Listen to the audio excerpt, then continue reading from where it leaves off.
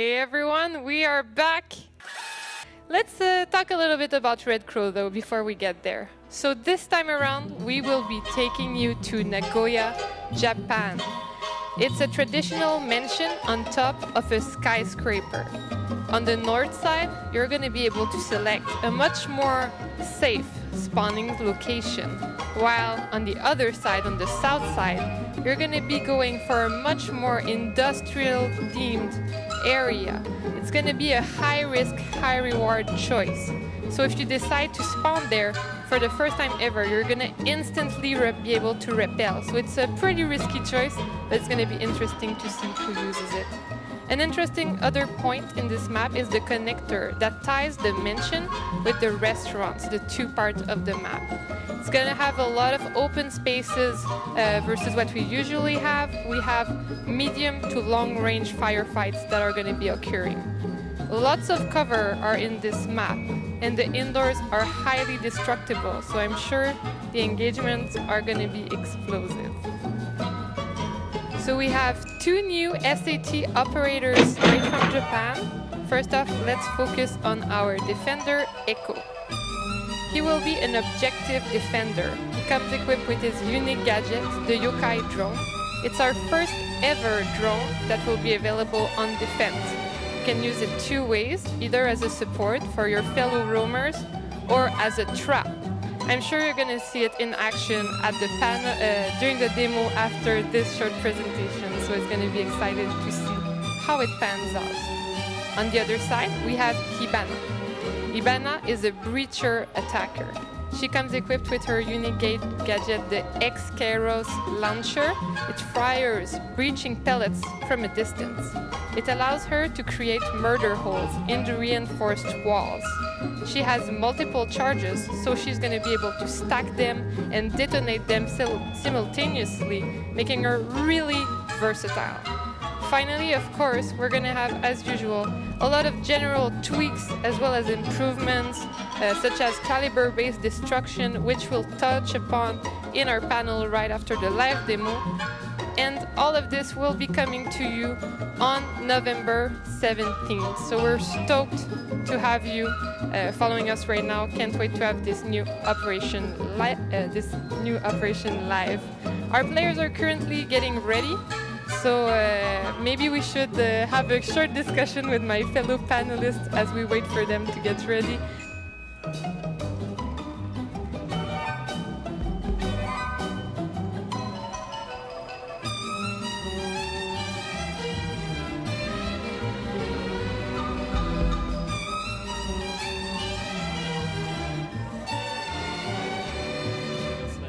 Yeah, I'll go. First round. Yeah. I'm going black here. I think tower's the best place to spawn, so let's do that. Tower, you sure? I think so. I don't know. I think so. Teal. Ooh, Bring it out, bro. Yeah, of course. Alright, let's go. There's a Valkyrie downstairs. Oh, I swear I'm gonna. Okay. Tossing flashbang. I'm so scared. Oh, Nice one. Whoa, Oh, here we it, go, like, the shows you demonstration. when you're gonna use it too. That's Going crazy. high. Oh no. Two of them? Oh, they Well, crashed at it least, again. at least one of them was already dead. At least there's that. Okay, I think. Graphics. I liked kitchen. Kitchen because they held it from like above. They opened up all the holes and stuff. Yeah, let's go kitchen. Let's show the sights to the people watching. Yeah. Because we already did that's a good ours. idea. Yeah. On my right, here on A, in the window. Yep. Hey, where's your drone? I trust. Just opening up a bit for me. Going to join this pod. I'm hoping they can't see me here. I think I'm blocked, but we're about to find out. They're on my right. They're on, On your window right? above A. My right, the window on my right on A. What do you see, Tangy? I see one right outside here. Right outside here. Reach in. Where's here? I hear them ahead of To me. the south. He's talking to me. Next to me. It's a Blackbeard, run! Might be another This one hole though. is all breachable, run away! Yeah. Oh my god. I got spotted. You guys need help? We're trying to hold above. Yeah, I'll help you. Is there someone in the room with me, or am I alone here? There's one guy to the south, I only like have right 6 next to bullets. my mark. Yeah, don't peek it too much. Oh yeah, Yeah, he's there. you're Kickstarter. Oh, Macy's in. Oh no! Good thing. All right, so Kicks, I could set you up. Well, there Yep, you he's go. pushing. Two. Nope, they're back. On your I drone? have my shotgun. He's Got pushing. one. Got one. There's Still got another one Blackbeard behind the. Tangy, Blackbeard. Right, Roger. Roger, Don't- Roger. Don't push, don't push. Oh. No, Tangy. Wait, what? Congratulations to both of our teams. Thank you so much for participating in this show, Matt. Congrats, Team Influencers. Thank you so much, Team Japan, for coming all the way here to play. Just before we get to the panel discussion, a quick disclaimer on our side. This was a custom dev build made for this event, and we just discovered that basically there was a small bug with Hibana. So the lack of Hibana showcase was caused by that, but fear not, we will talk about it in depth, and you will be able to play it live on November 17th. How did you feel trying out the two new ups? Do you have a favorite? Oh, definitely Echo. Like by far, you're always active. You're always helping the team, and it just adds an additional dynamic to the team. Whereas Hibana, she's definitely useful, no doubt. But Echo's he really adds to the team. Yeah, it's kind of interesting because when we were coming here, we thought that Hibana might be the favorite, and the more we've talked to different players, the more we realize that everyone's talking about Echo and all the different possibilities they can do with him. So were that the design intentions behind Echo? Yeah, so the design intentions for Echo was to have 3 armor, operator, 1 speed, like a turret. A turret is an operator that stays on the site, and that is the last line of defense. But, as designers, at some point we were like, how can we make the role of a turret dynamic? Like, how do we not make him sit there and wait for the attackers to close in? So we decided to, let's give him a drone. Let's let him stay on the site and assist his team through the round. And he does that in 2 ways. The first one is, the first phase was where he can follow the roamers. And once the attacker starts closing in, he can sonic burst the attackers to slow the pushes, make them reluctant to get on the sites. So he can basically run down the clock, making it favored. Yeah, exactly, and he'll still be there, to outshoot his opponent once they get on the site, or if his drone gets destroyed. And I don't know if our viewers noticed, but yeah, he can basically propel himself to the ceiling, and once there, if he doesn't move, he's cloaked. Yeah, exactly. And that's probably why Macy got away with it so many times. Yeah. But sometimes you will find that you are not in the right position, and for that you have to uncloak yourself and go and reposition, and that really makes the drone vulnerable. So you have to be patient with how you reposition your drone, and yeah, you really have to be patient. And the cloak isn't fully transparent, right? No, exactly. It will be still easy to see to the naked eye. If you take your time to look, you will see the drone. But I think IQ is going to come in really handy this time around. And let's talk a little bit about Hibana. What was your thoughts, Michichi? I like it overall. The best part about it is that it's not this. It doesn't necessarily replace Thermite. It's definitely a good alternative. They play their own roles, and in certain maps, I can see Thermite being the more likely pick, whereas Hibana could be on other maps, or even both in the same team. So. Can you run us through again the design intentions behind that one? Yes, so the design intention for Hibana basically was to add strategic diversity to the game. We had one guy, Thermite, that can breach a reinforced wall, and for us, he was a must pick. Every single match you will see Thermite because you need him to breach a reinforced wall. So we wanted to give the players an alternative breaching method. So Thermite is super fast, instantaneous. He breaches, he's full of surprises. But Hibana is a little less instantaneous. But what she loses in that kind of surprise effect, she makes up for in versatility and creativity. As you can see, she has those 3 sets of 6 charges, and she can place them however she wants. And you told me the other day that she can actually shoot the pellets to create the hole in the way she wants it. Yeah, exactly. That's where we really unlock the creativity of the Hibana players. there are 6 pellets, and you can shoot any one of those pellets if you wish. Like you can still keep the pellets intact, and it will make a beautiful murder hole. But you can also make a very, very small one if you want by shooting the 5 others. So we really let the players do whatever he wants with those pellets. And from the defender side, you cannot shoot them if you're on the opposite end of the spectrum. No, exactly. All right. And we can be pretty versatile. So can you run us through that? Like, which kind of scenarios could we see coming from Hibana in a creative way? So basically, since she can detonate the 3 charges at the same time, she can either put 1 charge like that, create a murder hole. She can put 2 charges on top of another to create a vaultable hole, and she will still be able to breach a hatch or make another murder hole for maybe, you know, her friend Blackbeard. Simon, who do you feel is going to be able to stop the breaching power of Hibana? Well, there are 2 main counters to Hibana, which are Mute and Bandit. Mute, on one hand, can put his jammer down, and it will block the communication between the SKYSCRAPER launcher and the pellets themselves. So Hibana will not be able to trigger them, to activate them, to create the holes. The other counter is Bandit. So this one's a little more tricky. If Bandit puts down a battery on a reinforced wall and electrifies it before the pellets are detonated, she will destroy them. It will destroy them. But if the pellets are activated and they start, you know, like cooking for the explosion, it will have no effect. Run for your life, Bandit. Exactly. We have now caliber-based destruction. Can you run us through that, Simon? Yeah, so as you know, we have, in the game right now, we have 1 bullet hole size for all of the guns. And now we have expanded that to 5 different holes. So each of these calibers will act differently on the destructible surfaces. So as you can see, the smaller calibers make smaller holes, and the higher ones will just shred through the walls. So I think that's going to add a lot of diversity to how both the attackers and the defenders approach destructibility in the game. Do you think it's going to impact on how much shotguns are used?